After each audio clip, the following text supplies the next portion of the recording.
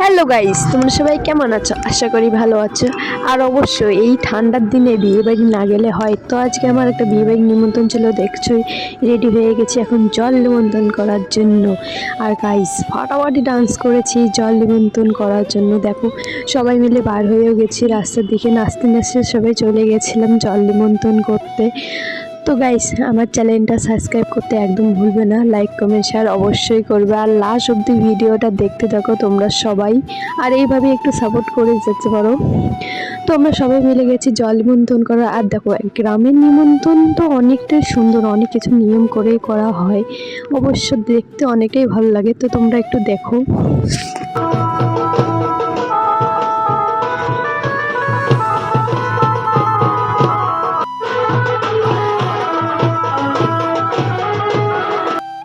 তো আমাদের জল নিবন্ধন করা শেষ, এখন যাচ্ছি আমরা বাড়ি।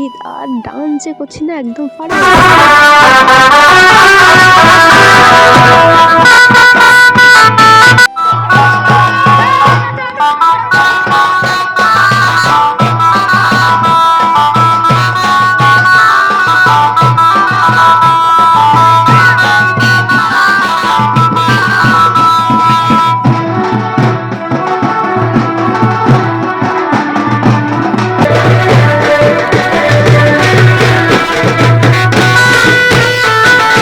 তারপর আর সন্ধ্যেবেলা দেখো বরকনে এসে গেছে, কতটা সুন্দর করে রাস্তা দিয়ে যেতে এতটা ভালো লাগতেছিল না, অনেকটাই সুন্দর লাগছে।